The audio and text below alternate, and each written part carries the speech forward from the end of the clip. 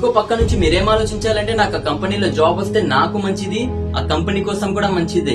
ఒకవేళ నాకు జాబ్ రాకపోతే నాకు చాలా మంచిది, కానీ ఆ కంపెనీ నష్టపోతుంది. వాళ్ళకి తెలియదు వాళ్ళు ఎట్లాంటి నష్టపోయినారనేది.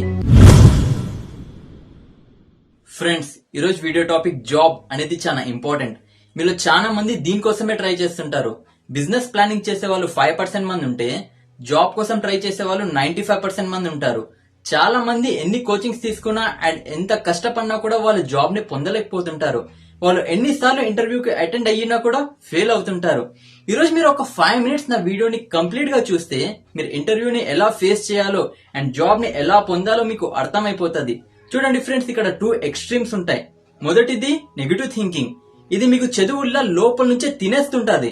మీరు ఇంటర్వ్యూ ఇవ్వడానికి వెళ్ళక ముందు ఏం ఆలోచిస్తుంటారంటే, అరే అసలు నాది అవుతుందో అవ్వదు, నేను లాస్ట్ టైం 3 times పోయింటిని ఇంటర్వ్యూ ఇవ్వడానికి, 3 times ఫెయిల్ అయి వచ్చినాను, అసలు నాకు ఎందుకు ఇంత దరిద్రం చిట్టుపోయింది, వాళ్ళ నా ముఖం చూసే నాకు లోపల రానియరు, 3 గంటల దాకా వెయిట్ చేపించి వద్దని చెప్పి పంపించేస్తుంటారు, అసలు నా బ్రతుకు ఇంతేనేమో అని చెప్పి ఆలోచనలు వస్తుంటాయి కదా మీ మైండ్ లో. అండ్ రెండోది వచ్చి పాజిటివ్ థింకింగ్. దీన్ని చాలా మంది అన్రియలిస్టిక్ గా ఆలోచిస్తుంటారు. ఇంటర్వ్యూకి వెళ్ళక ముందు ఒక 4-5 books చదువుతారు అండ్ కొద్దిసేపు మెడిటేషన్ చేసి కొన్ని మోటివేషనల్ వీడియోస్ చూసి ఇంకా బాగా కాన్ఫిడెన్స్ ని పెంచేసుకుంటారు. అండ్ తర్వాత ఇంకా ఫిక్స్ అయిపోతారు, నేను పోతున్నా ఇంటర్వ్యూ ఇవ్వడానికి, ఆ జాబ్ ఎట్లయినా కూడా నాకే దొరుకుతుంది, ఆ జాబ్ ఎట్లయినా కూడా నాకే వస్తుంది, వాళ్ళు నా ఇంటర్వ్యూ తీసుకుంటే ఆ జాబ్ ని నన్నే ఇస్తారు. బాగుంది ఫ్రెండ్స్, చాలా బాగుంది ఇట్లా ఆలోచించడంలో. ఆ జాబ్ మీకే ఎందుకు దొరకాలి? వాళ్ళు వేరే వాళ్ళ ఇంటర్వ్యూ ఇవ్వడానికి వచ్చిన వాళ్ళు ఏమైనా పిచ్చోళ్ళా? వాళ్ళకేం డిగ్రీ లేదా? వాళ్ళేం ఇంజనీరింగ్ చేయలేదా? వాళ్ళకేం కాన్ఫిడెన్స్ లేదా? ఆ జాబ్ మీకే ఎందుకు దొరకాలి? వాళ్ళ ఇంట్లో ఏం ప్రాబ్లమ్స్ లేవా? అయితే ఆ జాబ్ మీకే ఎందుకు దొరకాలి? ఇదేమి అన్రియలిస్టిక్ విజువల్ థింకింగ్. ఇది కూడా మీకు లోపల నుంచి తినేస్తుంటది. చూడండి, మీరు ఈ జాబ్ నాకే దొరుకుతాది అని మీ లోపల చెప్పుకుంటూ ఉంటే మీలో టెంపరీగా కాన్ఫిడెన్స్ బాగా పెరిగిపోతుంది. అండ్ అది కూడా ఎంత అవసరమో దానికన్నా ఎక్కువగా పెరిగిపోతుంది. ఎప్పుడైతే ఈ ఓవర్ కాన్ఫిడెన్స్ మీలో బాగా పెరిగిపోతుందో, ఈ జాబ్ నాకే దొరుకుతుంది లేదా ఈ జాబ్ ఖచ్చితంగా నాకే వస్తుంది అని, అప్పుడు ఆటోమేటిక్ గా మీ మైండ్ లో ఎక్స్పెక్టేషన్స్ పెరిగిపోతాయి. ఈ జాబ్ నాకు వస్తే మంచిది బైక్ తీసుకుంటా, ఫ్రెండ్స్ తో ఎక్కడైనా ట్రిప్ కి వెళ్ళొస్తా, ఒకటి పెద్దది ఇల్లు కట్టిస్తా, ఇవన్నీ మీ మైండ్ లో ఫ్రాక్షన్ ఆఫ్ సెకండ్స్ లో జరుగుతుంటాయి. అండ్ ఇంకో పక్క నుంచి మీకు భయం సతాయిస్తుంటది. ఈ రెండు ఒకేసారి జరుగుతుంటాయి. నాకు ఈ జాబ్ రాకపోతే నాదేమవుతుంది, ఎక్కడికి పోవాలి, ఏం చేయాలి, ఇంట్లో వాళ్ళ అప్పులు ఎవరు తీరుస్తారు? నేనేం చెప్తున్నానో బాగా అర్థం చేసుకోండి ఫ్రెండ్స్. దీనిలోకి మీ జాబ్ కి ఏమి సంబంధం లేదు. నాకు ఈ జాబ్ రాకపోతే నాదేమవుతుంది, ఫ్రెండ్స్ లో అందరికి జాబ్ వచ్చింది నాకు తప్ప, నాకు ఈ జాబ్ రాకపోతే నా పెళ్లి కూడా అవ్వదు. చూడండి, ఇక్కడ ఇమాజినేషన్ అండ్ రియాలిటీలో ఎంత డిఫరెన్స్ ఉందో.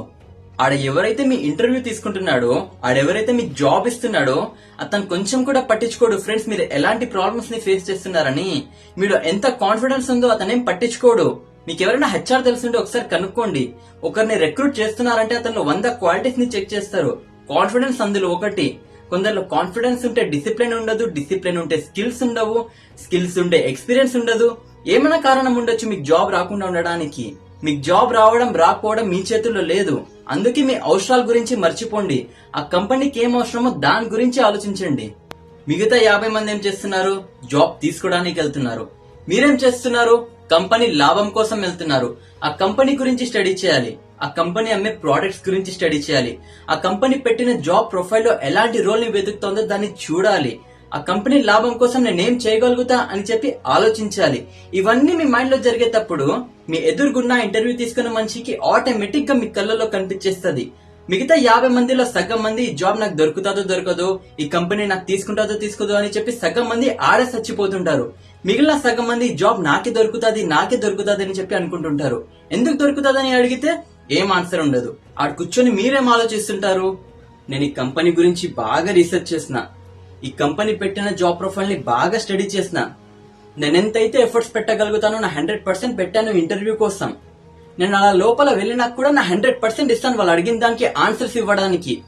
నేను ఇక్కడ నుంచి వెళ్ళిన తర్వాత ఈ కంపెనీ వాళ్ళు నాకు జాబ్ ఇస్తే మంచిది, నా కోసం కూడా అండ్ ఈ కంపెనీ కోసం కూడా. ఎందుకంటే నేను ఈ జాబ్ ఇంటర్వ్యూ కోసం ఒక్కటే నా 100% ఇవ్వట్లేదు. వాళ్ళు నాకు జాబ్ ఇచ్చిన తర్వాత కూడా నేను నా జాబ్ చేయడంలో నా 100% ఇస్తా. ఇవన్నీ మీరు వాళ్ళకి చెప్పాల్సిన అవసరం లేదు ఫ్రెండ్స్. మీరు అక్కడ కూర్చున్నప్పుడు ఇవన్నీ మీ కళ్ళలో వాళ్ళకి ఆటోమేటిక్ గా కనిపించేస్తాయి. ఇవి డిసైడ్ చేస్తాయి ఈ జాబ్ మీకు ఇవ్వాలా లేదా వేరే వాళ్ళకి ఇవ్వాలా అని. ఇంకో పక్క నుంచి మీరేం ఆలోచించాలంటే నాకు ఆ కంపెనీలో జాబ్ వస్తే నాకు మంచిది, ఆ కంపెనీ కోసం కూడా మంచిదే. ఒకవేళ నాకు జాబ్ రాకపోతే నాకు చాలా మంచిది, కానీ ఆ కంపెనీ నష్టపోతుంది. వాళ్ళకి తెలియదు వాళ్ళు ఎట్లాంటి నష్టపోయినారనేది. నేను ఆ కంపెనీలో పని చేయడానికి జాయిన్ అవుతా ఉంటేనే, మోసం చేయడానికి కాదు. ఈ నిజాయితీ మీ కళ్ళలో వాళ్ళకి కనిపించినప్పుడు మీకు జాబ్ ఒక్కటే కాదు ఫ్రెండ్స్, జాబ్ ఒక్కటే కాదు, ప్రమోషన్స్ కూడా వస్తూనే ఉంటాయి మీకు ఆ కంపెనీలో. ఒక్కసారి జాబ్ వచ్చిందా అక్కడితో అయిపోదు. పార్టీ చేయాలా చేసుకోండి, ఎంజాయ్ చేయాలా చేసుకోండి, నెక్స్ట్ టైం చేయాలి. ఆ జాబ్ చేయడంలో మీ 100% ని పెట్టాలి. ఆ పని చేయడంలో ఎక్సలెన్స్ ని పొందాలి. నాకు ఎట్లయినా కూడా ప్రమోషన్ రావాల్సిందే అని ఉండాలి. ఒకవేళ ఏమైనా రీజన్ తో మీకు ఆ కంపెనీలో నుంచి తీసేసినా కూడా మీకు భయం అనేది ఉండదు. ఎందుకంటే మీరు ఆ యుద్ధంలో మంచి వీరుడై ఉంటారు.